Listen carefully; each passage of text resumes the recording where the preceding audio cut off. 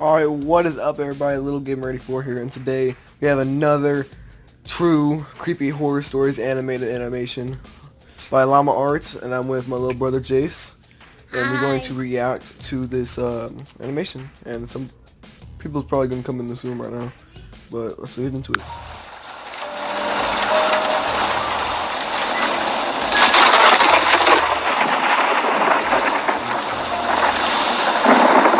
In the year 2009, I was spending a weekend with my uncle on his ranch when my parents were renovating the new house we had just bought. It was my second night there, a Saturday, and it happened to be during one of the biggest thunderstorms of the year. I'd say there were at least 3 crashes of thunder and lightning per minute. And we were in the heart of the storm because the thunder would crash not even a second after the lightning would. I always enjoyed listening to storms while laying in bed. So I stayed up a little later watching TV, just enjoying the ambiance. After the movie I was watching finally ended, I turned off the TV and tried to fall asleep.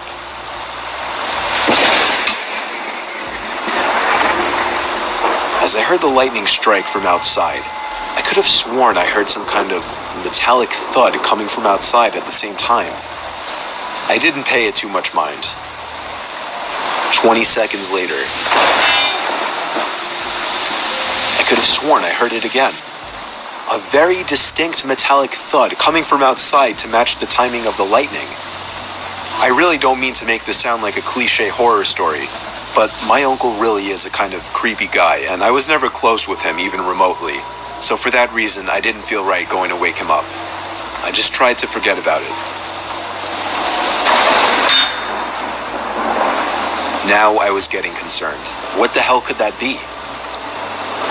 After the third time, I finally got out of bed and walked over to the window of the guest bedroom. The water pouring down on the window made it extra hard to see what was out there in the dark fields. A flash of lightning momentarily lit up the property, but I couldn't see anything. However, once again, the sound of a metal hit accompanied it. The sound was so close now, it sounded like it was coming from the left of the window at a blind spot. I was going to do something I knew my uncle wouldn't be happy about. It would be a bit messy, but I was going to open the window and peer outside to see if I could see what the sound was. I unhooked the window lock and slid it up, and immediately the wind of the storm blew drops of rain into the room and onto me. I stuck my head out the window and looked to the left, and at that very moment, lightning lit up the property once again, and I could see a person dressed in all black crouched down by the outside basement door with his hand raised in the air. And before the sky went dark, I caught the briefest glimpse of what the sound was coming from. The person was bashing at the basement door lock. I pulled my head in and quietly shut the window, making sure to lock it. I was in a panic. I feared he might have seen or heard me. I ran back to bed and pretended to be asleep, facing away from the window. Lightning crashed once again, but this time there was no metallic thud. My heart must have dropped as I realized this. I just stayed put in bed for the longest time, hoping whoever was out there would go away. After maybe 3 more lightning crashes without any thuds accompanying them, I thought it would be safe to go tell my uncle. I turned to face the window and screamed. There was a figure, clear as day, standing at the window, looking in at me. I screamed as loud as I could and ran straight to my uncle's room. He went outside with his hunting rifle with nothing on but his pajamas, not even socks. He ran around the entire property yelling like a madman, but didn't find anyone. The next morning, we were able to better see the marks on the basement door lock. It was almost bashed open. Maybe 3 or 4 more good hits would have done it, according to my uncle. He was proud of me for picking up on it. Luckily, I was out of there that same day. My uncle hasn't told us of any incidents since, so I think he's been okay. Not that we talked to him much at all.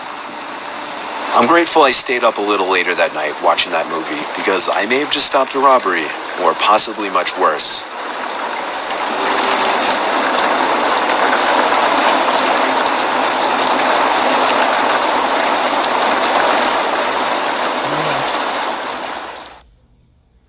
Alright, It's over. no, we're gonna do this other one, Who is this one? because the video's gotta be more than 22 seconds long. Nightmares lead into reality. Nightmares. I was having a horrifying dream, possibly the most disturbing nightmare of my life. I was in my house, or the closest thing to my house that my dream could produce. Ironically enough, I was in bed in this dream, or at least I can only start remembering past the point of my lying in bed. And all of a sudden, the sound came from downstairs. I walked downstairs in the dark, not turning on any lights, to where I thought the sound was coming from. I was on my middle floor now. The dream was telling me to go downstairs to my laundry room, and so I did. But as I got there, expecting the noise to be louder and closer, it sounded like it was just as far as before. Now I was going upstairs to the kitchen, and it's strange. Outside of every window was complete blackness, not general nighttime darkness. There was nothingness. I think all that existed in this dream was my house. Now my dream started to suggest that the banging sounds were coming from upstairs, so I went back upstairs and was eventually led to the attic door. It was surely beyond that door. I opened it. There was an old woman standing by a bunch of boxes. She was slowly but loudly slamming her hand on one of the boxes, producing an unnatural sound. I tried to quietly step back away from the attic, but the old woman turned around, opened her mouth twice as wide as anyone humanly could, reached out her arms, began to scream, and leaped toward me. That's when I woke up. I thought it was just a horrific dream, but when I heard a bang coming from downstairs, a bang similar to what I heard in my dream, I felt my heart completely drop. On my way downstairs, there was another bang. It was the front door. I got the butcher knife from my knife holder in the kitchen and crouched behind the door. I was waiting for the next time he would pound on the door, and I would warn him to go away. I waited for a good minute in silence and finally decided to take a quick look through the window. There was somebody standing in my driveway. I couldn't tell if he was facing me or looking at me or not, but he was surely the one who was pounding on my door at 4 in the morning. He walked away down the sidewalk moments after he must have noticed me. The pounding on my door was the kind of pounding you would expect from someone trying to break in a door, not to get a house owner's attention. I thought it was just crazy and horrifying that the pounding and banging from this potential robber or killer didn't wake me up, rather became the key point to a horrifying dream.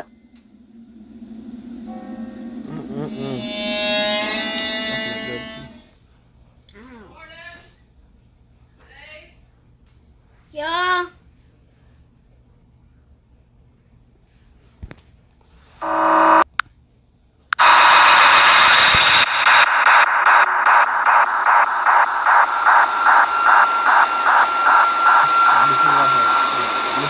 There was once an isolated island off the coast of Scotland where 3 lighthouse keepers lived and were responsible for keeping the building intact. One day, when their monthly supply ship dropped in, the island was silent. No response from the lighthouse keepers.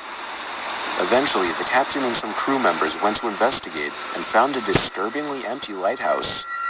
2 of the 3 waterproof coats were missing from their hangars, and the kitchen was left in a state as if people had left in a hurry. The lighthouse log only added more mystery to the situation. The log described how one of the keepers wouldn't talk, and the other continuously cried for hours. All this pain and fear seemed to be coming from what was referred to as a powerful storm looming in the distance. However, this begs the question, why were they so scared of a simple storm? They should have been safe in the brand new lighthouse, right? The log goes on to talk about how they all sat close together and prayed for the storm to be over. The final log states, "The storm has passed, the skies are calm, and God is over all." Their bodies were never found, and the cause of their death is still a mystery to this day. The most accepted theory is that they somehow got swept out to sea during the storm, never to be seen again. But one final detail remains, one that scared the captain and his crew to the bone. The powerful storm described in the log didn't exist. There were no storms reported in the area. In fact, the skies were calm all day.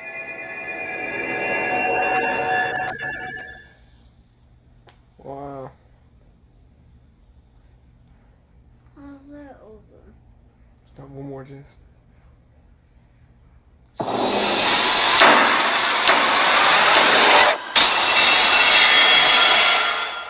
Don't want copyright.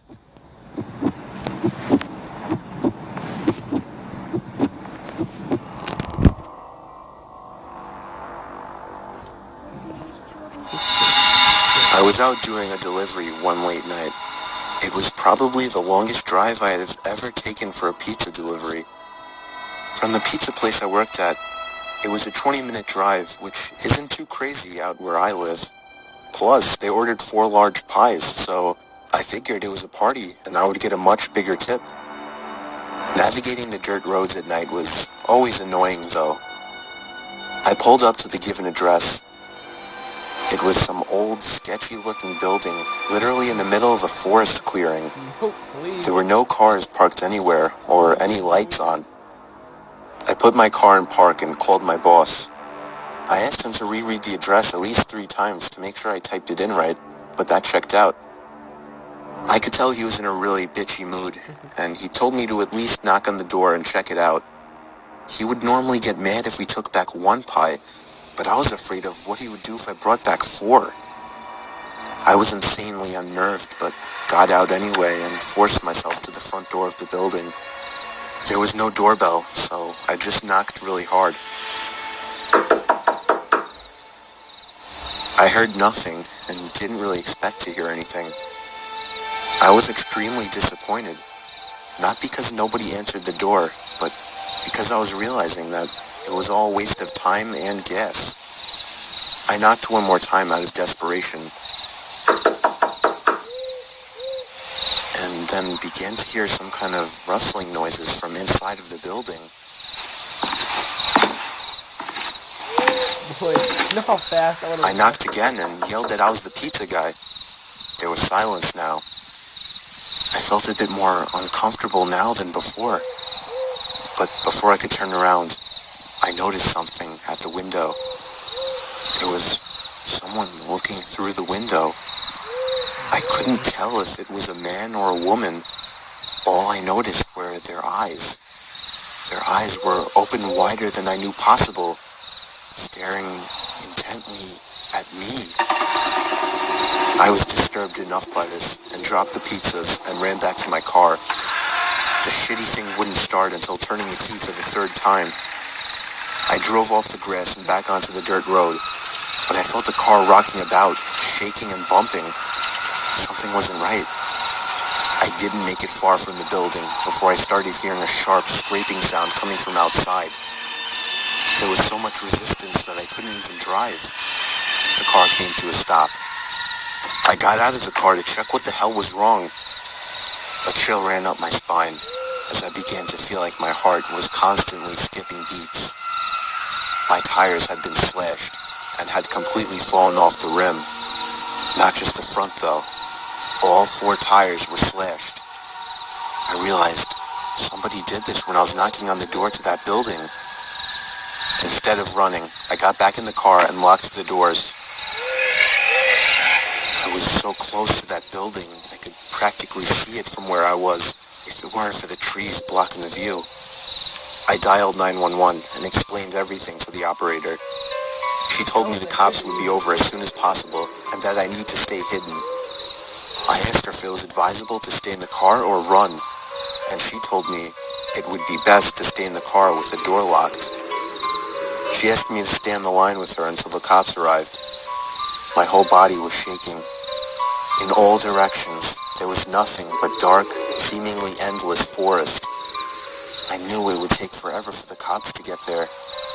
I was not comfortable with sitting in that car so close to whoever did this. The next part, though, is what utterly destroyed me. It still shakes me to this day, and I hope nobody ever has to experience this kind of fear. As I was scanning all the windows, making sure nobody was outside, I looked in the rearview mirror, and there was the same person. The same person I saw at that window.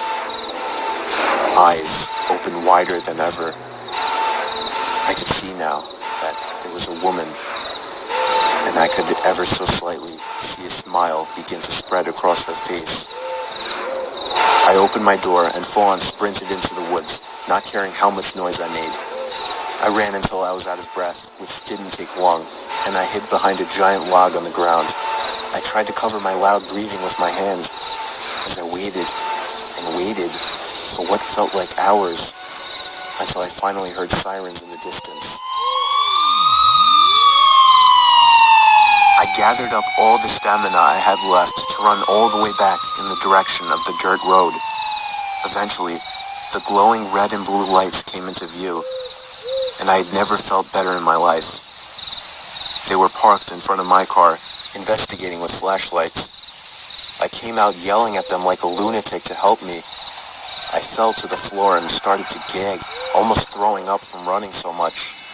They picked me up and began to question me, to which I explained everything to the best of my ability.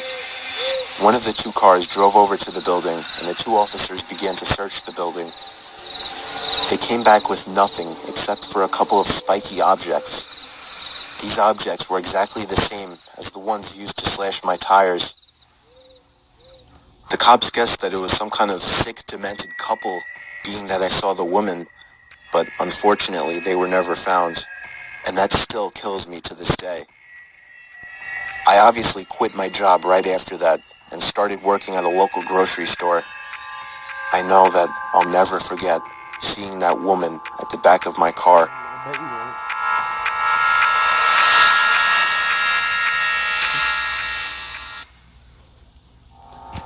All right. Whoa. This is a compilation.